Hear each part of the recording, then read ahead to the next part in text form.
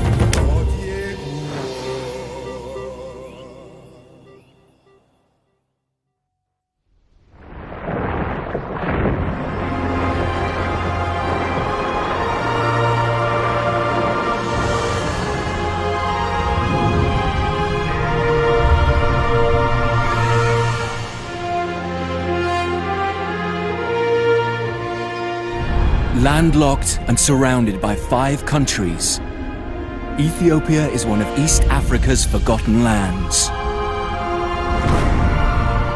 Seemingly passive deserts in fact seethe with fire.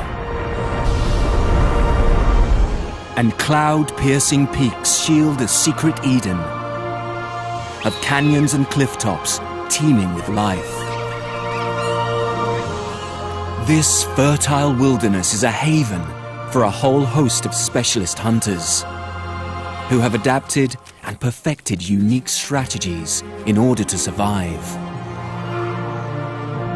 Deeply spiritual people have clung to parts of these mountains for nearly 4,000 years. And the highlands are also the final retreat for one of Africa's most isolated primates.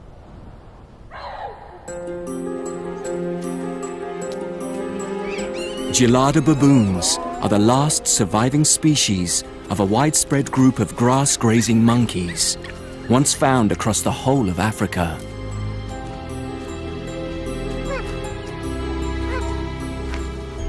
Their relatives began disappearing around 1 million years ago, when the African climate started to warm and edible grasses began growing only at higher altitudes.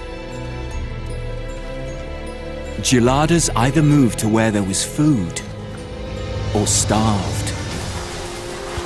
But as people also capitalize on the highlands' fertile soil, Ethiopia's geladas may be about to face the battle of all battles in order to survive. Despite the rich offerings of their mountainous home, could this really be the geladas' last stand?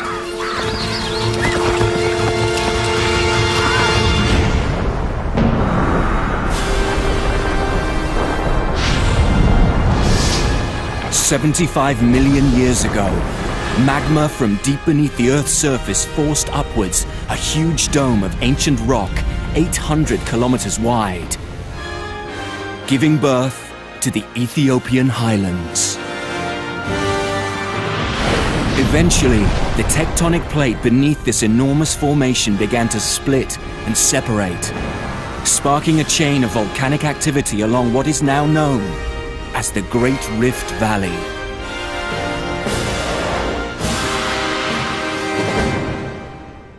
Today, 30 million years later, the Earth's crust along Ethiopia's rift is still being pulled apart at a rate of 1.5 centimeters a year. It is also sinking. The Danakil Desert or Depression is currently over 100 meters below sea level, making it one of the lowest points on the Earth's surface. The Danakil is also the hottest place on the planet.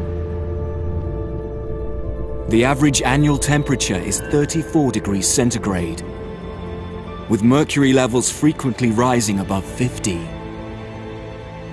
And with just 200 millimeters falling each year, rain is a rare event. Sulfur-spattered hot springs bubble away, heated by boiling lava deep beneath the Earth's surface.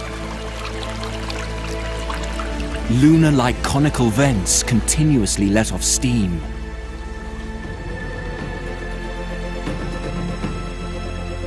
Around 1,200 square kilometers of the Danakil region is a giant salt plain.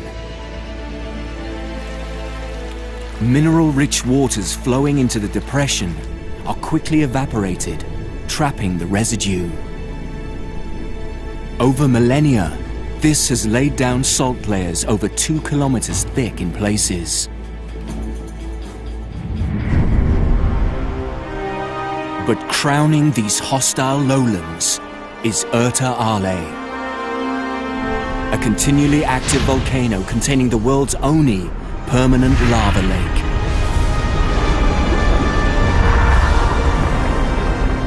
This sea of molten rock is more than half a kilometer across.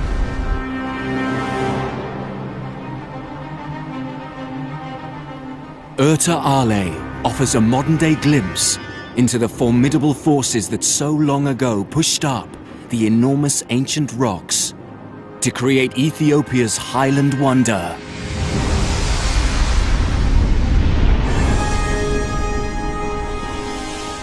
The roof of Africa.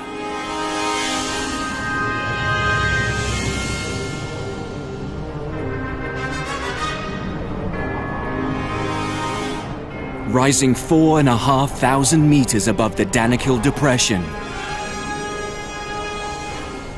This mountainous region forms the largest continuous area of its altitude in the whole of Africa.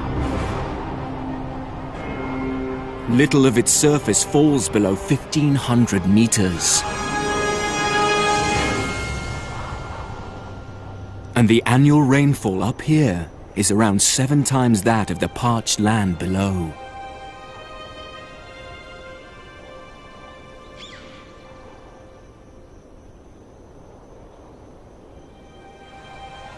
In contrast to the Danakil Inferno, these temperate grass-covered hills witness snow and ice on their highest points. Night temperatures often fall below freezing. Despite the evening chill, Ethiopia's Simien Mountains provide the perfect home to one of Africa's most unusual grazing mammals.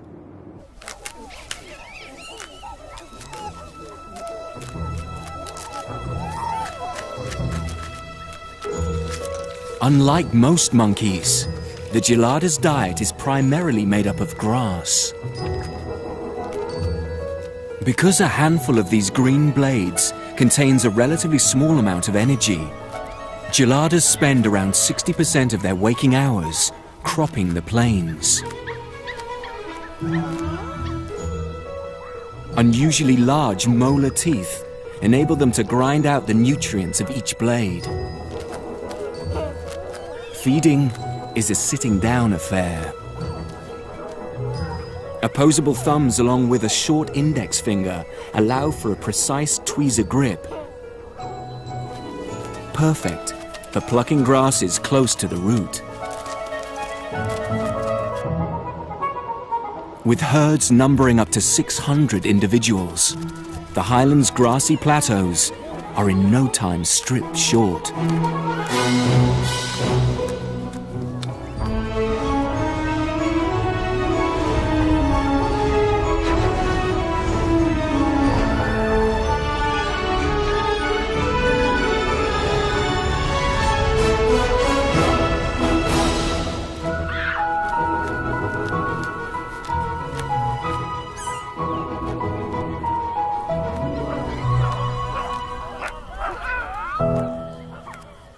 Geladas are the only primates to have a pink hourglass-shaped skin patch on their chest. As well as adding to their distinctive looks, it has a more important use. In other baboon societies, the female's bottom changes appearance, signaling she's ready to mate. But because geladas spend so much of their time sitting down, it's their chest patch that blisters and becomes brighter in color whenever they're fertile.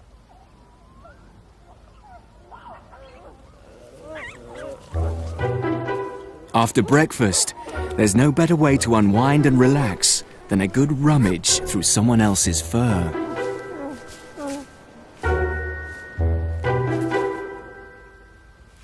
This adult male gelada is about the size of a large domestic dog. He's the head of his own harem, made up of around a dozen females and their young.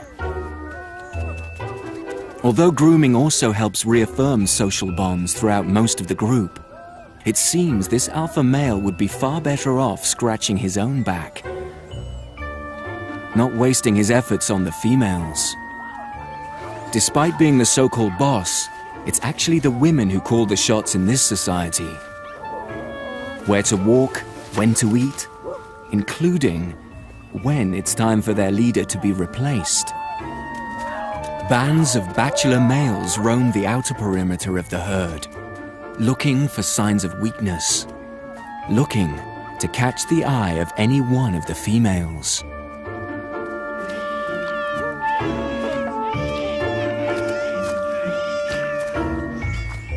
This particular alpha male may soon be forced to prove his worth. As night draws in, the herd head to the safety of the hollows in the cliff face.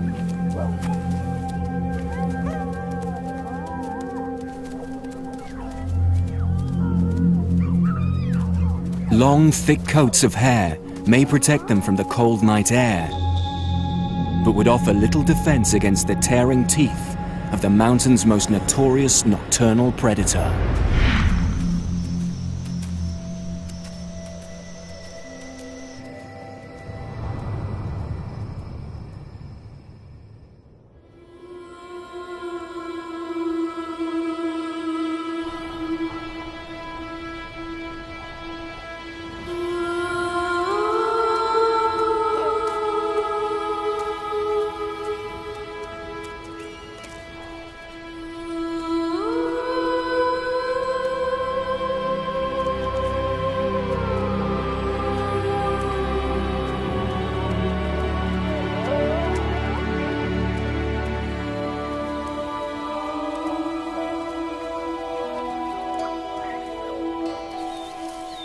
While many of Ethiopia's larger predators rest throughout the day, one particular pack of highland hunters is just waking up.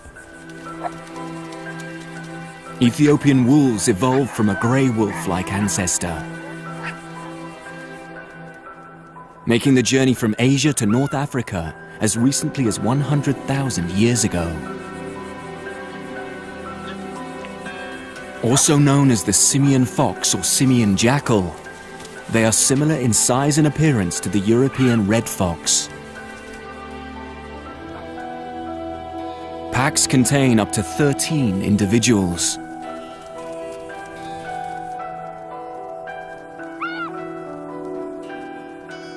Like all wolves, this carnivore has excellent hearing and a highly sensitive sense of smell. Already, something's caught this hunter's attention.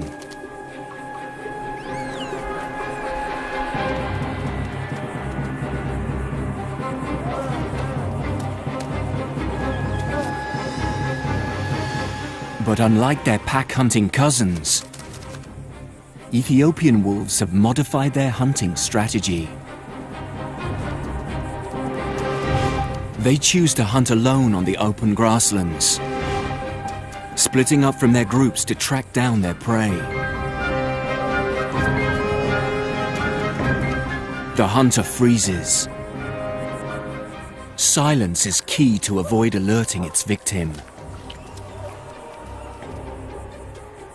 keeping a low profile. It closes in. This stalking strategy can last just a few seconds, or sometimes up to an hour. Fortunately, geladas aren't on this predator's menu. Its eyes are focused on a much smaller meal. Success. Ethiopian wolves are the ultimate rat catchers. Of the species living on the plateau, small grass rats are the most hunted prey. Over 95% of the wolves' diet is made up of rodents. With the hunting mission over, the individuals regroup and return to camp. Young, hungry, and impatient mouths demand their share of breakfast. While some pups still rely on regurgitated catch, other members of the pack prefer their meals intact. Although it appears some youngsters want the best of both worlds. Like geladas, these extraordinary wolves are unique to Ethiopia's highlands. But there's another species that's also made these dramatic mountains its exclusive home. This creature has nerves of steel.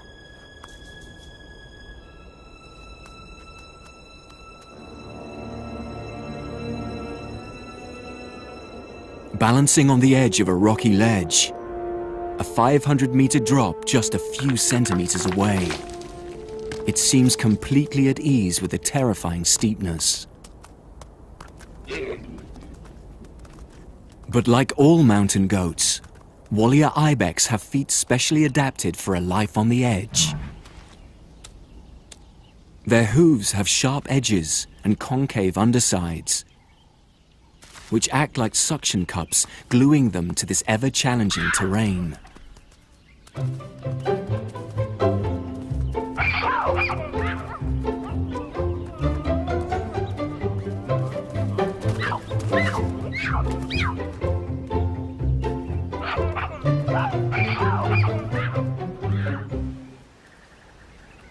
Even climbing trees to reach a meal proves effortless. Despite sharing the same habitat with gelada baboons, these ibex have more diverse feeding habits. Along with grasses and ferns, old man's beard lichen growing among the trees is a particular favorite.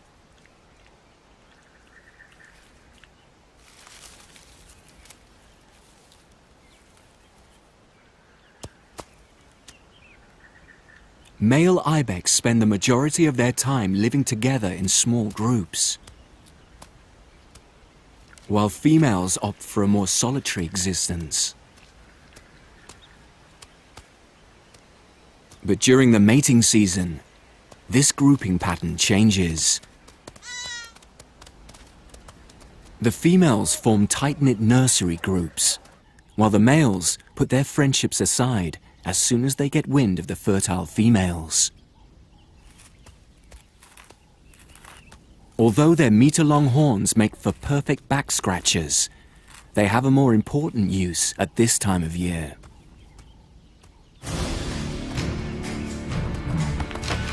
Known as rutting, this clashing of heads is what sorts out the men from the boys.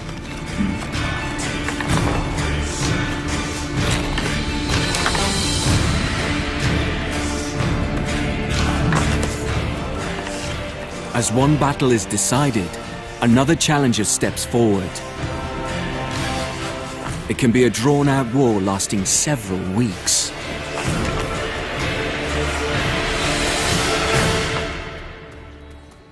The eventual victor gets to dominate the female herd, increasing his chances of siring the most offspring. Although Ethiopia's highlands provide the perfect refuge for many creatures, There's another mammal that has also risen to the challenge of surviving here.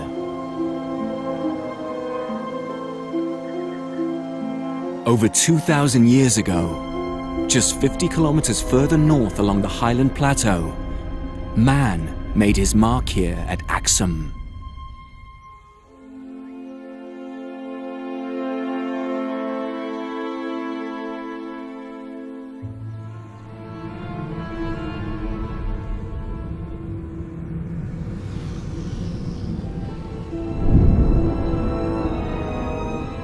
These obelisks crown the tombs of Ethiopia's ancient royal rulers, who chose this region as their political and religious capital around 3,000 years ago.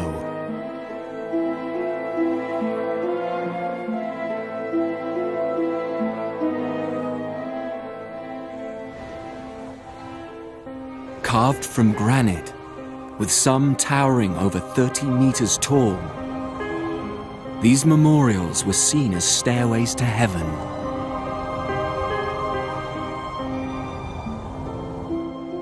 In the same mountainous district, a series of caves lie hidden amongst the landscape. For centuries, they have been the destination for thousands of steely-nerved pilgrims.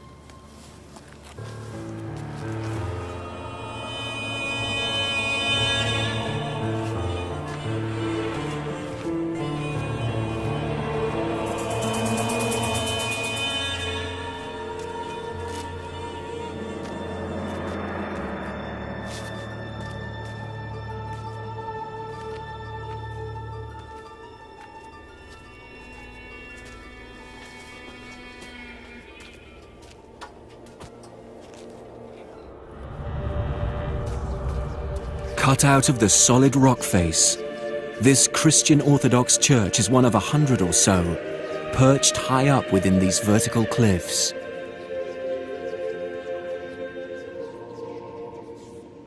Adorned with medieval murals, for over 1,000 years these holy hideaways have allowed their congregations to participate in peaceful prayer and spiritual ritual.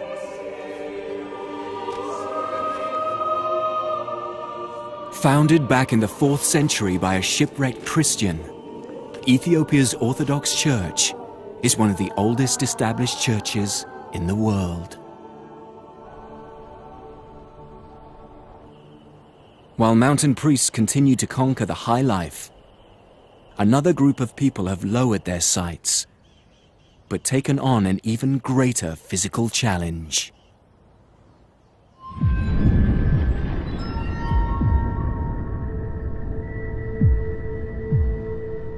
In Ethiopia's hostile Danakil Depression, the shimmering 50-degree heat reveals what appears to be a mirage of life. But this is no illusion. These are the Afar, one of the toughest tribes on the planet.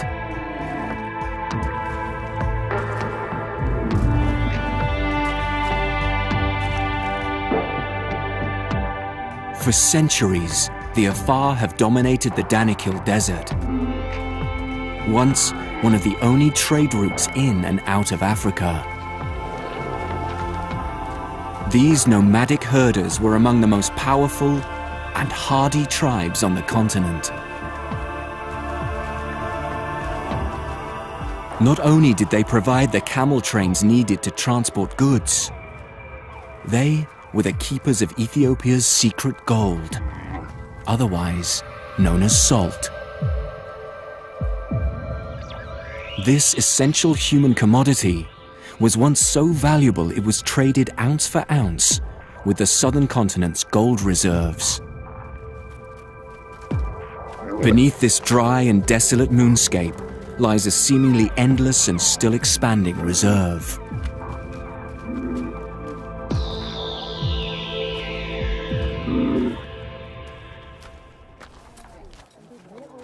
Although not quite as valuable today in monetary terms, the Afar still guard and defend this territory with all their might. Harvesting the salt is a team effort,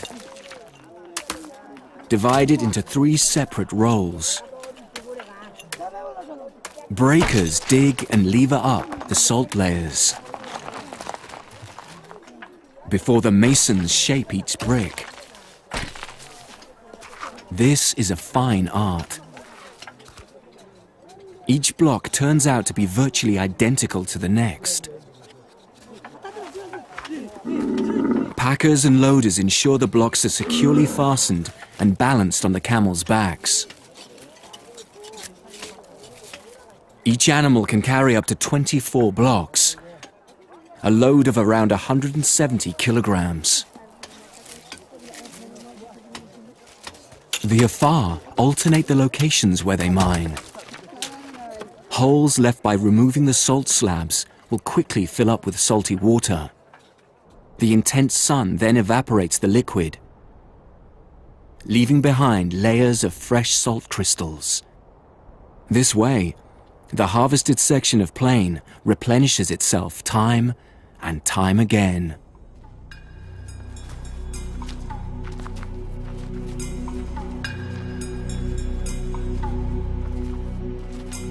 Once fully loaded, the 50-strong camel train begins the 2-week trek up to the temperate highlands. Eventually, the salt will be traded and distributed to the mountain region's various markets. As one group of hardy warriors scrape out a living in the desert, in the gelada-inhabited highlands, another gang of primates face harsh challenges of their own.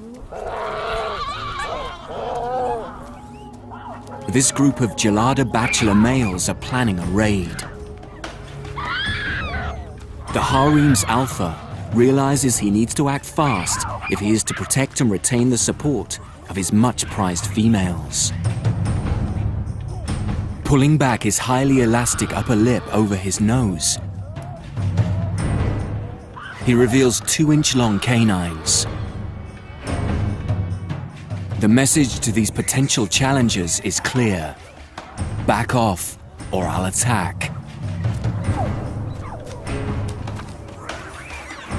But one of the bachelors appears unfazed by the threat and stands his ground. Left with no other option, the harem's alpha male attacks.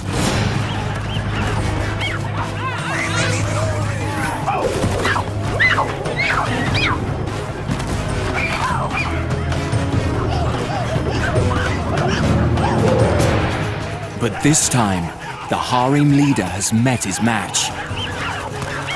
He finds himself on the receiving end and is forced to take flight.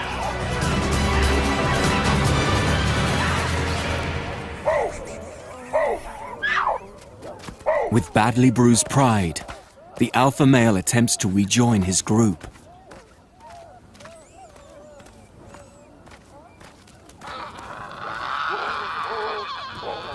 But the battle isn't quite over yet. The victorious bachelor male moves in to claim his prize. But it's soon apparent defeating the alpha is only half the battle. Because it's the females in gelada society who set all the rules, this bachelor receives the wrath of the women, who send out a clear message of support for their current leader.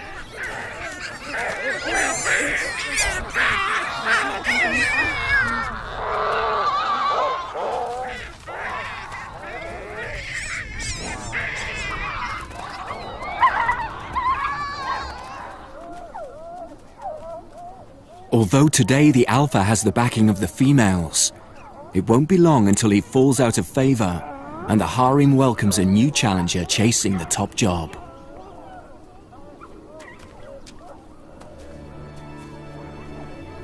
Fortunately, competition and fighting over food is a rare occurrence up here in the abundant grass-covered hills. But relatively recently, another mammal has realized the value of the highlands' fertile soils.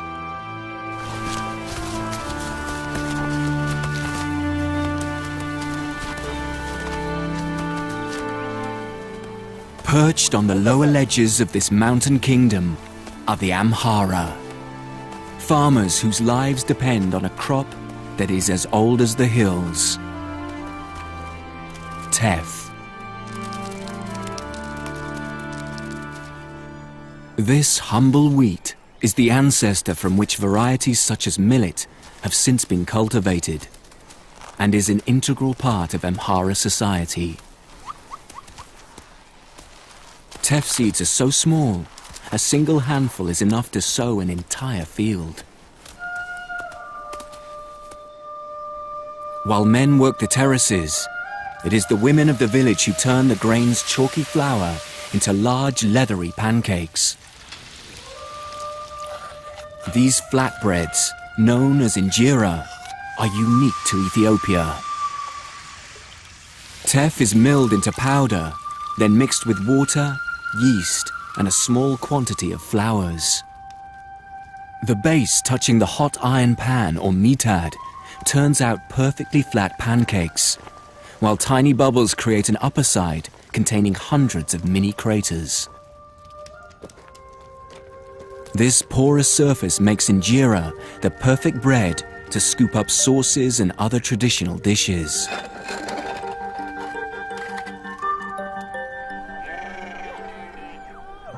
As well as farming crops, the Amhara also maintain herds of cattle, sheep, and goats.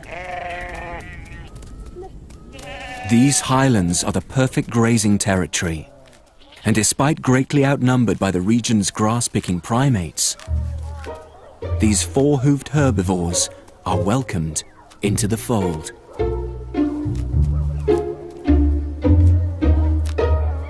But when it comes down to invading personal space, there are limits. An arm's length appears to be the accepted distance, although some of the younger members of both groups haven't yet got the message.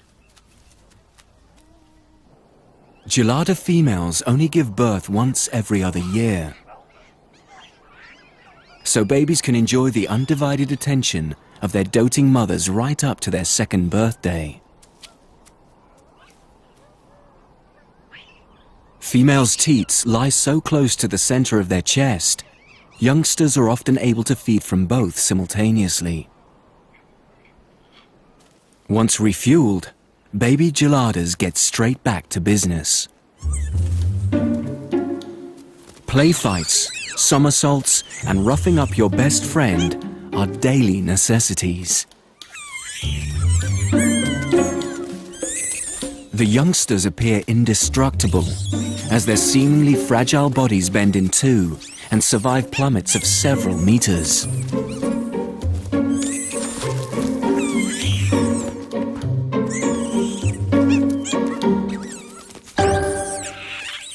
But the peaceful scene may soon be about to come to an unsavory end.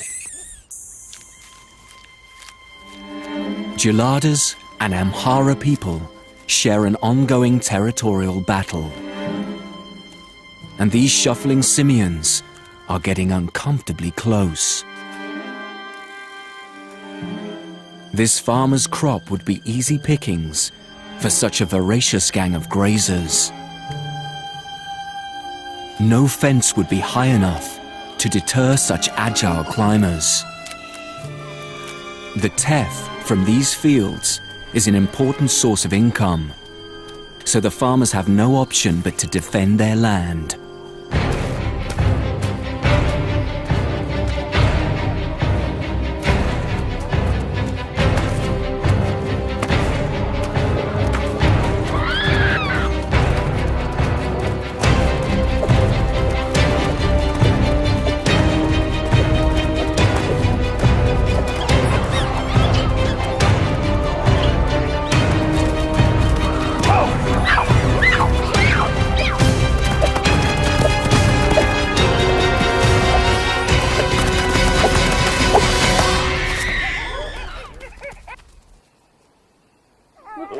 Losing your grip on these steep cliffs can have severe consequences.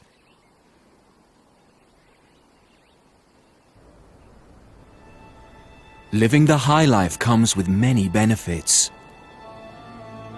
But the further you climb, the greater the fall.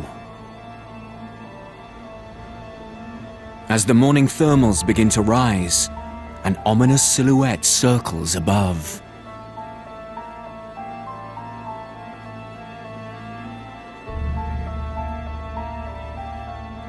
The arrival of the highlands undertakers confirms the demise of one of the mountain's monkeys. At over a meter tall, lappet-faced vultures are one of the largest scavengers in the region. It dominates all other birds when feeding. The carcass is quickly stripped clean as other airborne freeloaders get wind of the meal.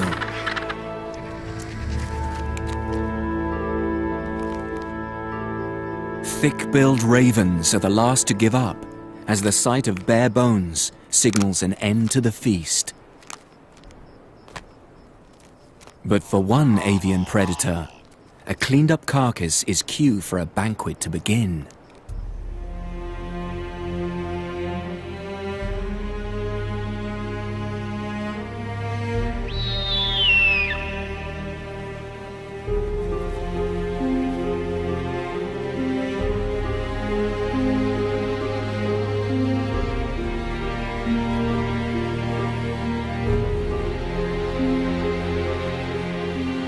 The Lammergeier vulture is unique.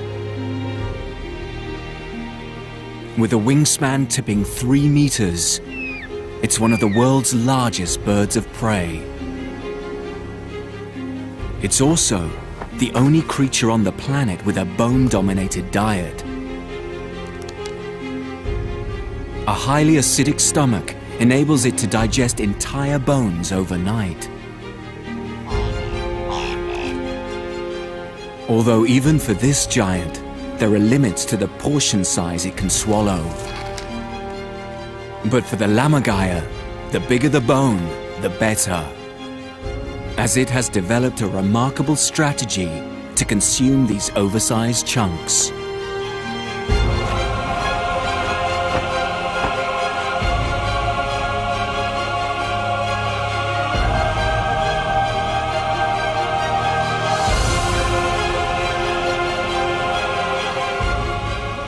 After reaching a height of around 200 meters, it's time to let go.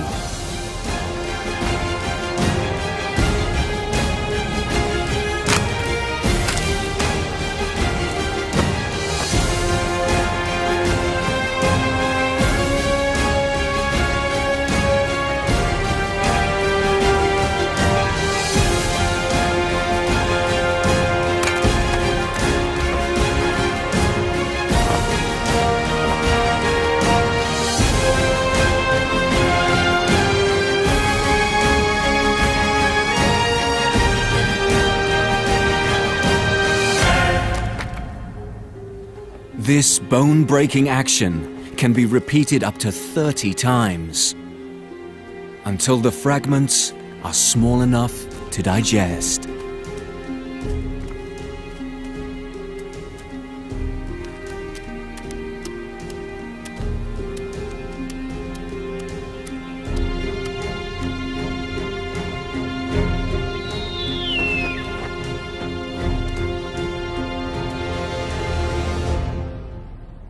South of the highlands, in Ethiopia's Omo Valley, lives a bird that has a unique trick up its sleeve when it comes to obtaining food. This species is being followed. Each time it bounds from tree to tree, a series of shrills and calls seem to advertise its new location.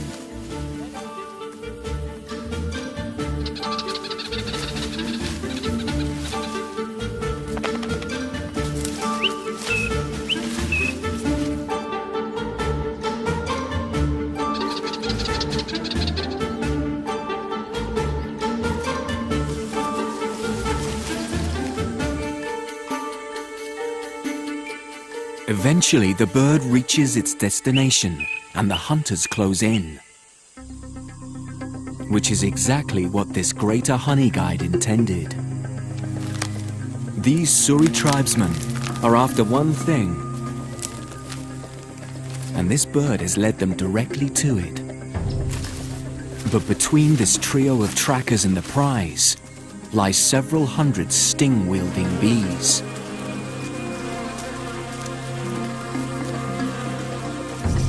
To bypass these guardians, the hunters draw on an age-old secret weapon. As soon as bees sense their hive is under attack, they release a pheromone which acts as an alarm odor. This initiates a response from the entire swarm, who instantly set about attacking the intruder.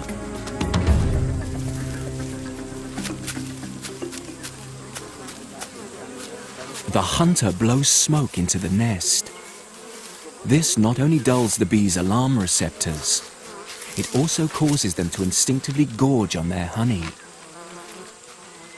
This feeding response comes out of fear that they'll have to relocate their hive due to a potential fire. The gorging also has a pacifying effect, making them less likely to sting. Once the honey is collected, the tribesmen need to complete the final part of their mission. After waiting patiently for over half an hour, the honey guide finally gets its share of the deal. Honey guides are one of the few birds that have specialized enzymes, allowing them to digest beeswax. Along with the odd insect larvae, it makes up the majority of this species' diet. Without the hunters or another honey-seeking animal's help, the bird wouldn't be able to access the wax hidden deep within the hollow of the tree.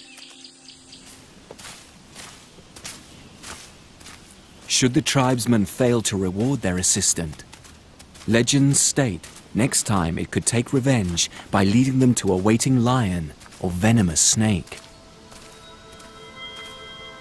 As well as collecting honey, the Suri people are farmers, keeping a large number of cattle and other livestock. These fertile pastures, bordering the Omo River, enjoy a mild climate with heavy rainfall.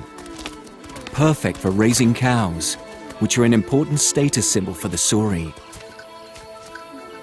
Not only do the cows provide milk, during the dry season they're also the source of another protein-rich, thirst-quenching drink.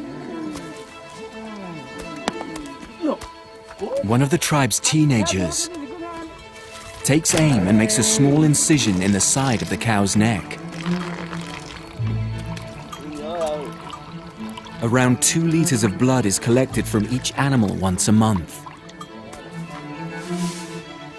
Each bowl is consumed instantly before the contents begin to congeal.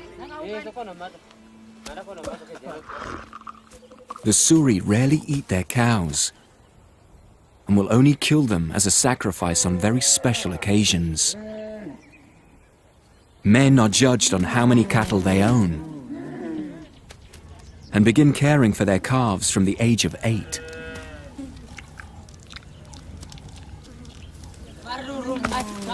The average male owns around 40 cows, which presents a small challenge, as they're not allowed to marry until they own 60.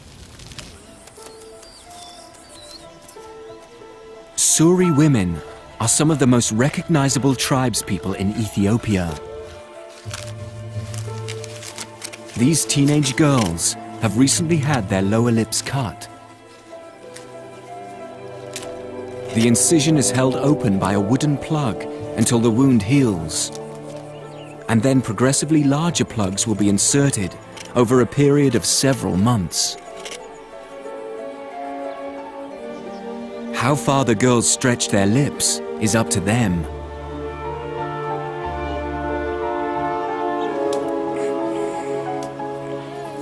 But the larger the clay plate they are able to hold, the more desirable they become to a future husband.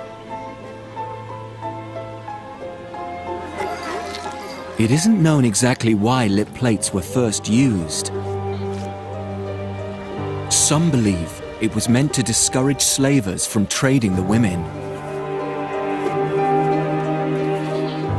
But to the men of the village, it is a sign of beauty.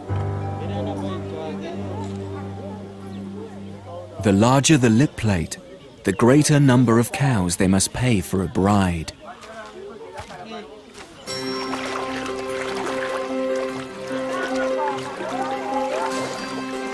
As well as offering an ideal environment for agriculture, the Omo Valley also provides another source of income for the Suri tribe. These nearby streams reveal a luxurious legacy of Ethiopia's volcanic past.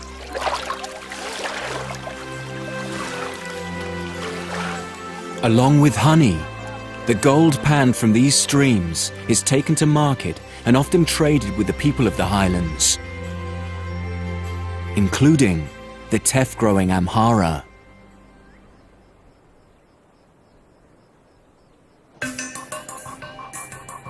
In the foothills of the highlands, it's market day.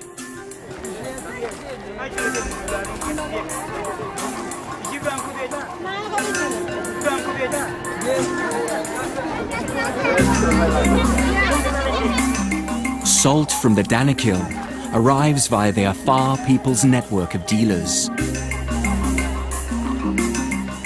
while Amhara women prepare to trade their teff with buyers from far and wide. The range of goods on offer is endless. While these young Oromo men haggle over the price of rock salt, another member of their tribe is on the lookout for a more unusual product.